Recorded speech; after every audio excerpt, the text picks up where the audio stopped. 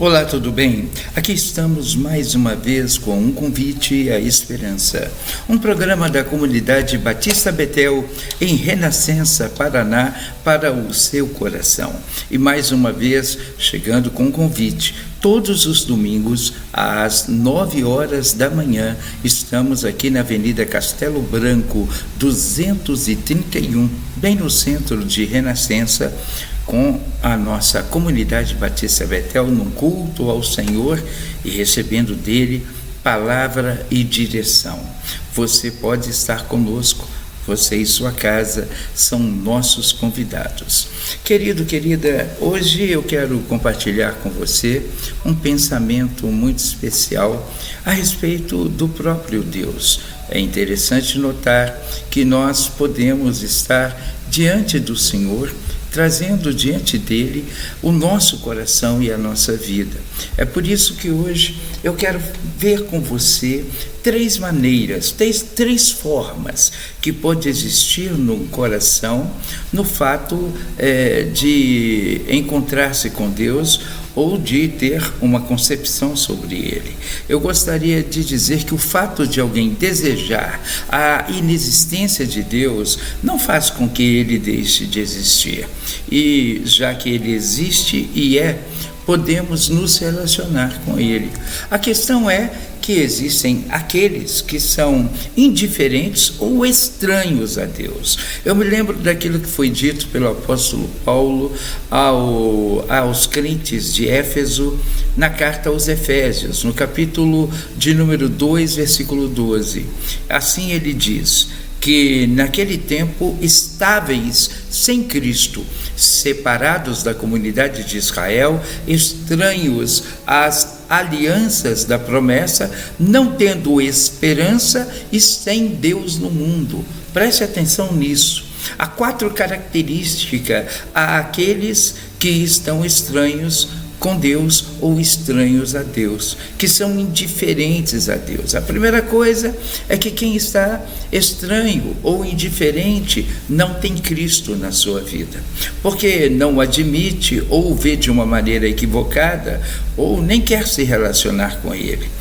Antes tem uma concepção tão humana e tão desviada da verdadeira face de Jesus, e assim compromete a sua eternidade e a sua própria vida, rejeitando o conhecimento de Deus. Há outros que desconhecem que Deus é um Deus de promessas. E aqui a palavra fala que aqueles que são estranhos desconhecem as alianças que Deus opera nas suas promessas, ou as promessas que Deus opera na sua aliança, porque Deus é um Deus que não apenas deseja um relacionamento de divindade sobre o ser criado, mas é um Deus de alianças. Assim como alguém tem uma aliança exatamente com a sua esposa, com a sua família, e ali troca de compromissos entre ambos, assim também Deus é em sua aliança. Existe a minha parte no meu compromisso de andar com Ele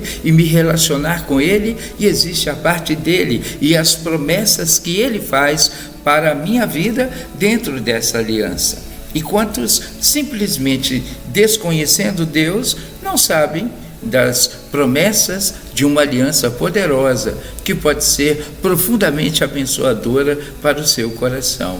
Existem aqueles que, em função disso, de rejeitarem o conhecimento de Deus, de serem estranhos a Deus, são profundamente desesperançados. A Bíblia fala, não tendo esperança. É interessante que no mundo caído, a pior experiência que as pessoas podem viver é viver sem esperança. São pessoas que muitas vezes estão esmagadas quanto às dúvidas futuras, aos processos de insegurança existencial, às dificuldades que se lhes apresentam, e eles não conseguem olhar para encontrar saída. A desesperança os abraçou. E isso por causa de uma condição em que Deus não está, não se faz presente no seu coração, porque de alguma maneira aquele coração o rejeita e não clama a Ele. Por outro lado, a realidade, que é a denúncia, estão sem Deus no mundo, sem Deus. E Jesus disse: sem mim nada podeis fazer. Querido, querida, essa de fato é a pior forma de alguém viver, de alguém existir. Sem Deus, sem esperança, estranho às promessas da aliança, não conhecendo a Deus, não o reconhecendo como Deus. É assim que muitos se portam e estão. Mas há mais uma situação que me chama a atenção. Há aqueles que admitem conhecer algo sobre Deus. São esses convidados para se relacionar com Ele, mas de fato jamais aceitam o convite, jamais se relacionam. Veja bem, Romanos, capítulo de número 1, versículo 21, a palavra do Senhor diz: tendo conhecido a Deus, a existência de Deus, não o glorificaram como Deus, nem lhe deram graças, antes em seus discursos se desvaneceram. E é algo assim tão tremendo pensar nessa condição desses discursos, porque de fato o seu coração se tornou insensato e obscurecido. 4 realidades aqui: tendo conhecimento de que Deus é Deus. É gente que admite a existência de um Criador, de alguém que é por eles chamado de força maior, mas jamais se relacionaram com esse Criador ou com aquela força que eles dizem ser força. Na realidade, jamais se aproximaram de Deus. Por outro lado, porque não fizeram isso, também jamais glorificaram a Deus, no sentido de atribuir a Ele o louvor, a glória por tudo que Ele é e realiza em favor do ser humano. A terceira realidade é que são pessoas ingratas. Ora, quem desconhece, como vai ser agradecido? Quem ignora, como vai ser agradecido? Se tem uma coisa que a Bíblia vai falar o tempo todo, é que nós devemos ter um coração agradecido por tudo que Deus é e faz. E essa é a denúncia de um coração de que reconhece que Deus é e é na sua vida alguém especial. É ter um coração grato, é ser agradecido. E, por outro lado, ainda, em último lugar, nesta questão, é também alguém que desenvolve seu discurso e argumento próprio sobre Deus. O que significa isso? É aquela velha frase: se admitem que há um Deus, no máximo querem um Deus à sua imagem e à sua semelhança. Não querem Deus como Ele é. Querem Deus, um Deus que os aceite como se está. E não um Deus que queira mudar a sua vida, que queira arrancar os seus pecados, que queira transformar as suas condutas. Não, se Deus existe, Ele tem que ser como eu, e não eu me tornar como Deus. Aí se torna esse coração insensato e obscurecido, como esse texto nos apresenta. Para não terminar aqui dessa maneira tão equivocada, na relação com Deus, existem aqueles que se tornam amigos de Deus. E é interessante que Jesus vai falar isso. Jesus vai dizer da seguinte forma: eu tenho-vos chamado amigos. João capítulo 15, versículo 15. A palavra diz: já não vos chamo servos, porque o servo não sabe o que faz o seu senhor, mas eu vos tenho chamado amigos, pois tudo o que ouvi de meu Pai, compartilhei com vocês. Olha que coisa linda sobre essa relação. É amigo de Deus quem se relaciona com Ele. Esse é o primeiro princípio.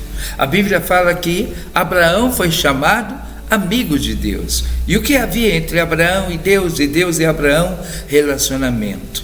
É também amigo de Deus quem pratica o que Ele ensina.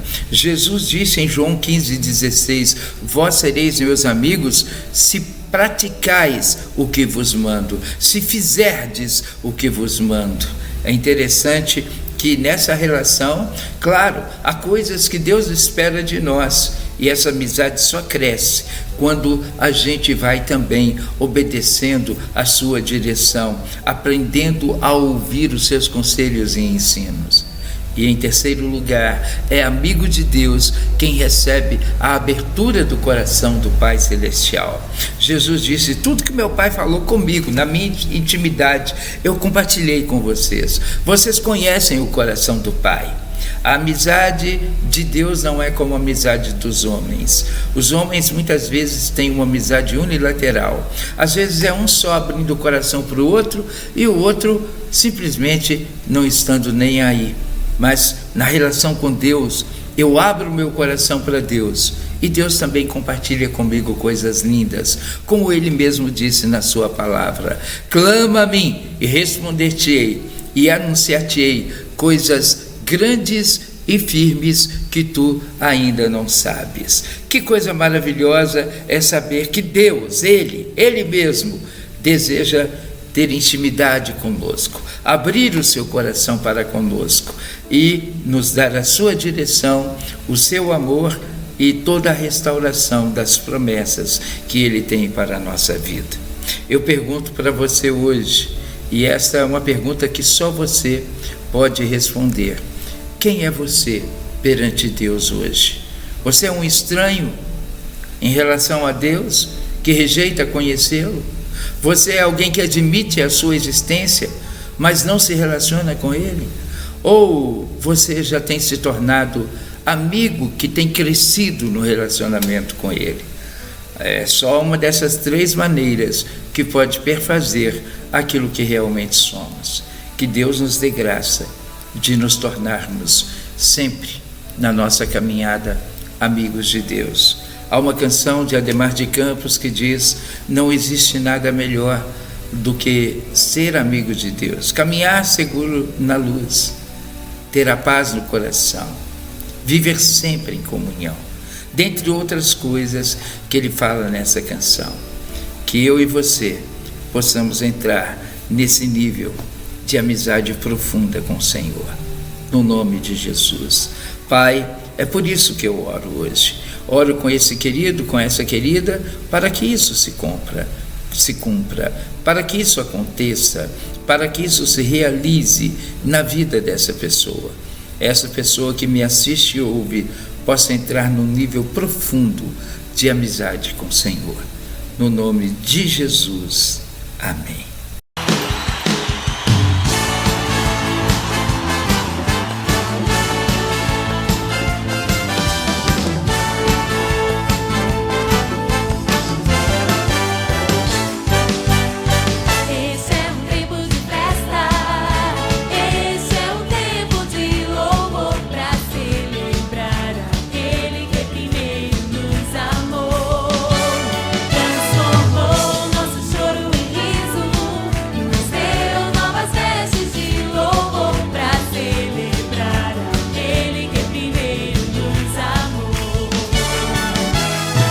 Graça e paz, geração Jump! Eu tô aqui para te convidar para mais uma Conexão Jump que faremos. Dessa vez será em Renascença, no dia 14 de junho, às 19h30 na igreja. Você é meu convidado, mas convide os seus amigos também e venham ver o que Deus irá fazer nesse dia. Vai ser espetacular. Deus abençoe!